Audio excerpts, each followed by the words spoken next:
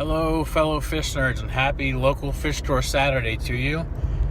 I'm trying to stick to my New Year's resolution / goal of staying more regular with my video postings on YouTube, so hopefully I can keep this up for as long as possible. We'll see how that goes. But anyways, obviously I'm leaving from my local fish store. And I went in there like usual with the intention to only get some live blackworms because they are the closer fish store, only like 10 minutes from my house. But of course I was walking around, and it was a Saturday. I don't usually go there on a Saturday, actually. I film it, I might post it on a Saturday, but I usually don't go in there on a Saturday. And Saturday after Christmas, before New Year's, they were packed. I have never had to wait that long to get some help, which is good. That's a great thing. I'm so glad to see that they are getting some business, and that they are, getting some income coming in. It's definitely a good thing. It's really good to hear. I do like to hear that. So I was not at all in the least bit irritated or frustrated.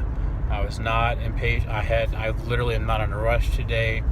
My parents are watching my daughter, so I don't have to hurry home for that. She's having a day with the grandparents, so that's fun. So anyways, I got the blackworms, and of course, I looked at my usual, the Guppy tank, and it was this Guppy I've never seen before in person. So I will tell you all that. Somewhat of a mystery / reveal video already. I did get a Guppy, one male Guppy, really small but really cool looking. I don't think I've ever seen this strain of Guppy in person. And as much as I say in all the videos, I'm not breeding guppies anymore, I'm not getting guppies anymore, what more is one male Guppy gonna hurt to add to the bachelor pad of cool looking guppies? And some of the guppies obviously I give away, but this one I'm not going to be giving away until I get some offspring out of him. I think he might look cool if I breed him with some of the blonde guppies. Some of the blonde female guppies would be some really cool patterns, I think, or maybe a panda guppy. I don't know. Maybe that'll look cool too. But anyways, stay tuned to see the actual reveal. You know what I might do instead of doing a reveal video? I might just post a picture of it on my Instagram. So if you're not already, go follow me on Instagram at MrScienceGeek, and I'll post a picture of this new male Guppy on there. It's it's a marketing name, obviously, of some sort. I don't fully agree with the marketing name. But anyways, then I got a different type of fish. A fish that I do not have any of yet at this time in my current fish keeping status. I used to have this kind of fish. It's definitely one of my favorite types of fish. So it is not an epistogramma of any sort. I know that's really surprising and shocking for a lot of you. So I hope none of you were drinking any hot beverages while you were watching this, because me saying I didn't get an epistogramma, you probably spilled it all over yourself. I know that's really shocking. It's not really anything exciting. I mean, it is for me because it's really rare that I see this fish in this good a quality in local fish stores.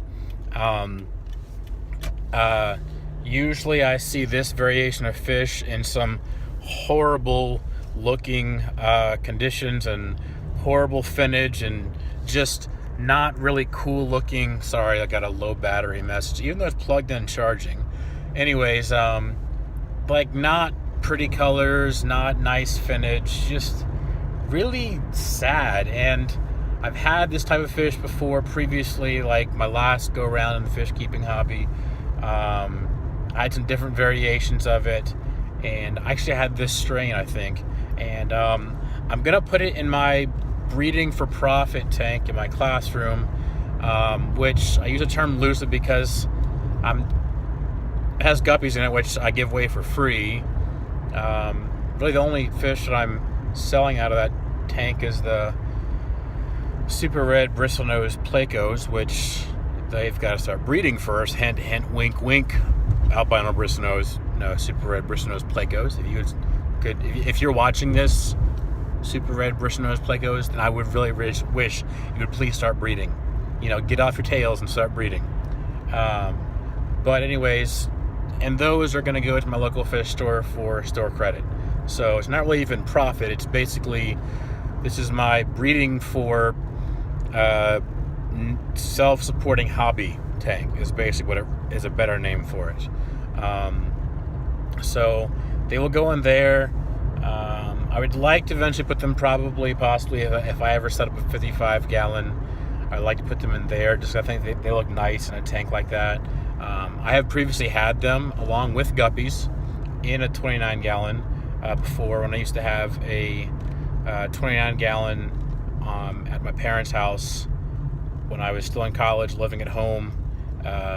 It was just this beautiful tank of guppies and this type of fish and two other types of fish as well, which these other two types of fish I just really don't see very often in the hobby either, that look that nice or that catch my eye in any kind of nice way. So if I ever do see strains of these fish, these other two types of fish, like what I saw today, then I might get them. But I did get a pretty good sized group to hopefully get them breeding, and because the great thing is about this is that they will, here's another hint, will they eat baby guppies? Yeah, probably, but so will guppies. Will the guppies eat their babies? Possibly, yes, because guppies eat everything. Will they breed with guppies? No. They will not produce any kind of offspring. Will the guppies try to breed with them? Yes, because as we all know, guppies would try to breed with a snail. Well, actually, they probably do, because snails move slow enough to where guppies can actually try to breed with them, because we know what guppies like to do: eat and breed, sometimes at the same time. Anyways, guppies, they're just crazy. So, just crazy fish. Anyways, be sure to comment below with what strain you think I got of guppy. Also, which type of fish and strain, if you want to be that risky and that brave and daring. Not risky, it's not really a big risk. You're risking a few types of the finger, a few keystrokes there. Type in what type of fish you think I got, and we'll see who's correct. I will definitely post the strain of guppy on Instagram, but I will probably make an actual video of the other type of fish that I got. I'll post a video of that hopefully on Water Change Wednesday, so in a few days. That's the plan, at least. So thought I saw a coworker, but I didn't. And I'm fogging up the windows in here because I have so much hot air coming out here. And it was, of course, warm in the fish store too. I was wearing a jacket, and that was not necessary in there. So I am definitely really warm. Anyways, if you haven't already done so, I know it's late in the video. I'm trying to do this earlier, but haven't already done so, please do me a favor and give me a thumbs up, give me a like. Be sure to subscribe if you haven't already done so. Turn on the notification by clicking that bell down below, so you can be notified when I do post that reveal video of this new fish. It's nothing really that exciting, but hey, a little bit of mystery in life makes life a little bit more fun. Share my channel, that'd be great. I'd love that. I don't have any upcoming channel goals, just anybody else that I can share the hobby with would be great. Speaking of which, really cool, for Christmas I was able to help my sister's friend was setting up a 10-gallon fish tank for her first time ever, or had one, and her kids got the fish tank from Santa, and she didn't know how to get everything going. So I was enjoying being able to help her get started in the hobby, and I did warn her that it was just a 10-gallon with guppies in it that got me started when I was 5 or 6, the same age as what her kids are. So I warned her about that. And anyways, it was really cool to be able to help out someone that's new to the fish hobby, and she was definitely overwhelmed, and gave her a lot of info from experience, and hopefully will save some fish. She then went to Petco, I think, and got some fish, and they basically died that day. But the fish that she already had in there,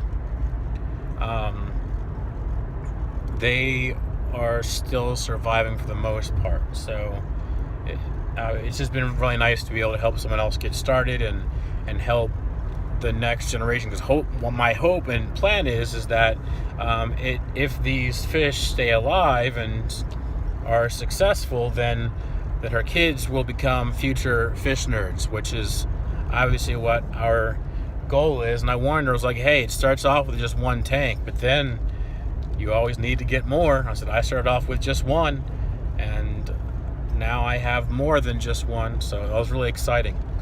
Also, she helped me to realize that I need to start making some videos on how-to videos, some setup videos, for what I consider to be the best type of beginner setup that's easy and works, that keeps the fish alive. That is the intro that I was giving her. So be sure to stay tuned for that video series coming out soon. It'll probably be very short videos. It will also be in line with the Hooked on Fish program, which one of these days I will get going. But if you do want to help that out, be sure to order anything through my Amazon links down below this video. And if you want to donate any just directly, you can always donate to the paypal.me/MrScienceGeek. I do really appreciate that. If you want to say, hey, this is for fish food, for whatever, then do that, and that money will go directly to buying fish food, and I'll give you a shout out in that video. And definitely I will do an unboxing video of the fish food and say, look, here it is from this nice person, thank you very much. So anyways, I'm gonna stop blabbing. It's time for me to go get these fish inside and then go pick up my daughter. So I hope you all have a wonderful rest of the weekend, and be sure to stay tuned and stay fishy, people. Bye.